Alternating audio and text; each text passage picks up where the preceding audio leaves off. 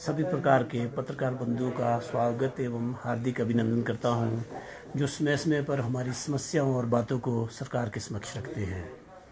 साथ ही मैं हिमाचल प्रदेश सरकार का भी धन्यवाद करता हूं, जो एक कर्मचारी हितैषी सरकार है। तो मैं इससे आगे अपने सर्व अनुबंध कर्मचारी के प्रदेशाध्यक्ष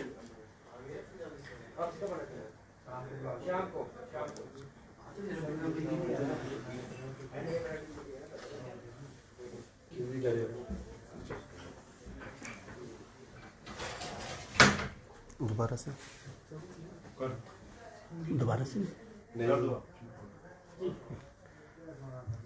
अब मैं हमारे सर्व अनुबंध कर्मचारी के प्रदेशाध्यक्ष श्री कामेश्वर शर्मा जी से अनुरोध करूंगा कि वो आगे की बात रखें।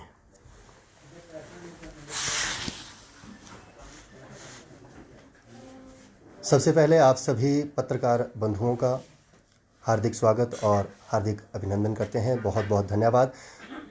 आप सभी हमारी जो समस्याएं हैं, हमारी जो बातें हैं, उन्हें समय समय पर प्रदेश सरकार तक पहुंचाते रहते हैं और कहीं ना कहीं जो कर्मचारियों के हितों में फैसला सरकार के द्वारा लिया जाता है, उसमें कहीं ना कहीं जो हमारी ये पत्रकार बंधुओं की एक टीम होती है, उसका बहुत बड़ा योगदान रहता है।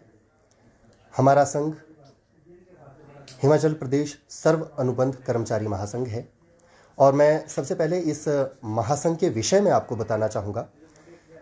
इस महासंघ में न केवल किसी एक विभाग के, अपितु हिमाचल प्रदेश में कार्यरत विभिन्न विभागों में लगभग 6000 कर्मचारियों का ये एक महासंघ है और मैं कामेश्वर शर्मा, प्रदेशाध्यक्ष सर्व अनुबंध कर्मचारी महासंघ हिमाचल प्रदेश। हमारा जो मुख्य उद्देश्य इस प्रेस कॉन्फ्रेंस को करने का है और इस महासंघ के गठन का जो मुख्य उद्देश्य है, वो उद्देश्य था कि सरकार के द्वारा 2 दिसंबर 2023 को एक अधिसूचना की गई थी कार्मिक विभाग के द्वारा, जिसमें कि कहा गया था कि अब वर्ष में केवल एक बार मार्च महीने में ही अनुबंध कर्मचारियों को 2 वर्ष का कार्यकाल अनुबंध पूरा करने के बाद उन्हें नियमित किया जाएगा, जबकि पहले ये व्यवस्था वर्ष में 2 बार की जाती थी, मार्च महीने में तथा सितंबर महीने में। लेकिन कहीं ना कहीं इस अधिसूचना से जो हमारे साथी सितंबर महीने में रेगुलर होने थे, नियमित होने थे, उन लोगों को बहुत इसका नुकसान है।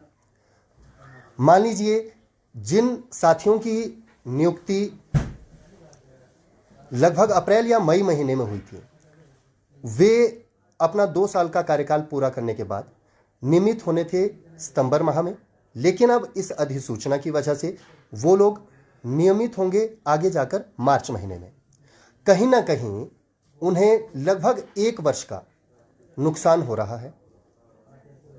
कॉन्ट्रैक्ट या अनुबंध जो 2 वर्ष का सरकार ने किया था, इस अधिसूचना के बाद वो कहीं ना कहीं 2.5 से 3 वर्ष का हो रहा है।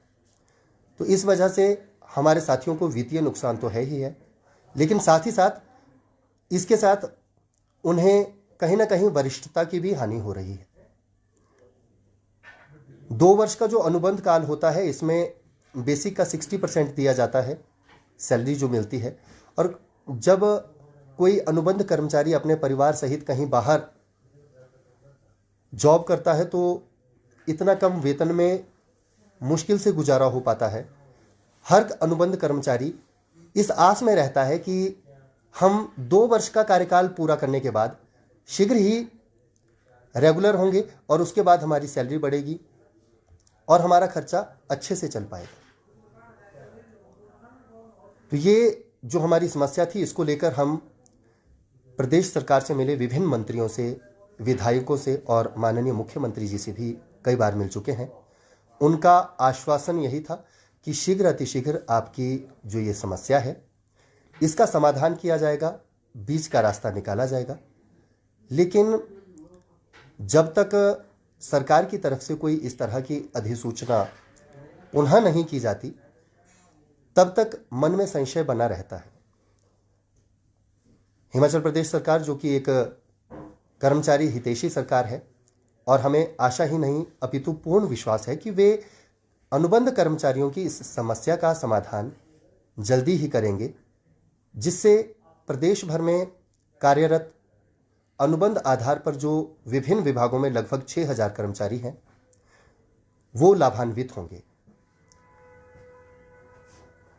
अभी 3 फरवरी 2024 को मुख्य सचिव की एक मीटिंग है विभिन्न विभागों के सेक्रेटरीज के साथ अनुबंध कर्मचारियों के विषय में। तो हमें विश्वास है और उनसे प्रार्थना भी है कि इस मीटिंग में हमारी इस समस्या का भी समाधान हो, इस पर भी विचार विमर्श किया जाए। और जो ये अनुबंध कर्मचारी विभिन्न विभागों में हैं, इसमें हमारे बिजली बोर्ड के कर्मचारी भी हैं, आईपीएच विभाग के भी हैं और एजुकेशन डिपार्टमेंट के भी हैं, हेल्थ डिपार्टमेंट के भी हैं, पब्लिक रिलेशन के भी है, बहुत सारे प्रोफेसर भी लगे हैं। तो ये केवल किसी एक विभाग की समस्या नहीं है। इस समय ये प्रदेश में जितने भी हमारे विभाग हैं, अलग अलग डिपार्टमेंट्स हैं, उनमें कार्यरत जो भी अनुबंध आधार पर कर्मचारी हैं, उन सभी की मनोव्यथा ये है। तो हमारा प्रदेश सरकार से केवल एक आग्रह है, करबद्ध प्रार्थना है कि शीघ्र अतिशीघ्र वे इस समस्या का समाधान करें, ताकि हमारे प्रदेश में जितने भी अनुबंध कर्मचारी हैं वो इस समस्या से बाहर आ सकें और नियमितीकरण का उन्हें लाभ प्राप्त हो सके।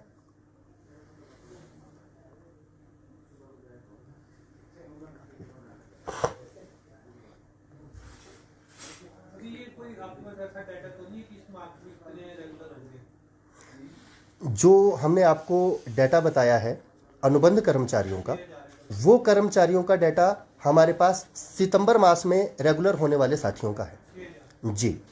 लगभग 6000 लोग हैं जो विभिन्न विभागों में कार्यरत हैं। और वैसे तो अभी प्रदेश की अगर बात की जाए तो इस समय प्रदेश में बहुत सारे लोग अनुबंध पर आधारित हैं, लेकिन उनमें से कुछ लोग अभी मार्च महीने में भी नियमित किए जाएंगे। लेकिन जो इस सुविधा से वंचित रहेंगे सितंबर मास में, इस अधिसूचना के कारण ये डाटा लगभग उन लोगों का है। अगर सरकार आपकी मांग नहीं मानती तो आपको नेक्स्ट स्टेप क्या है? इसके लिए कार्यकारिणी की एक मीटिंग करके इस पर नीति तैयार की जाएगी। शांतिपूर्ण तरीके से पुनः हम अपनी मांग को रखेंगे और हमें आशा ही नहीं अपितु पूर्ण विश्वास है कि सरकार, जो ये हिमाचल प्रदेश की वर्तमान सरकार है, ये कर्मचारी हितैषी सरकार है, कहीं ना कहीं ये हमारी मांग को अवश्य मानेंगे। और यदि सरकार की तरफ से शीघ्र अतिशीघ्र कोई निर्णय नहीं लिया जाता तो हम पुनः सरकार के साथ एक बार मिलेंगे और उनसे आग्रह करेंगे कि हमारी जो ये अनुबंध की समस्या है, 2 वर्ष में जब अनुबंध काल पूरा हो जाता है उसके बाद हम सितंबर मास में रेगुलर होने चाहिए थे, तो उसे आप पुरानी व्यवस्था को पुनः आप एक बार लागू कर दीजिए।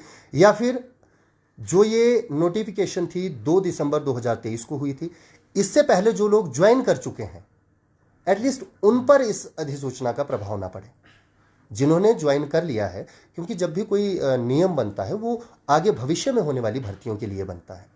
तो हमारे ये आग्रह रहेगा कि जो आपका एग्रीमेंट साइन होता है ना कॉन्ट्रैक्ट जी, तो उसमें 2 वर्ष लिखा होता है जी, उसमें लागू किया, इसमें इस तरह का तो नहीं, लीगल बाउंडिंग तो नहीं थी। 2 वर्ष का होता है सर, इसमें 2 वर्ष का लिखा जाता है। और इसमें जो व्यवस्था थी वो व्यवस्था ये थी कि वर्ष में 2 बार नियमित किया जाता था, मार्च और सितंबर महीने में।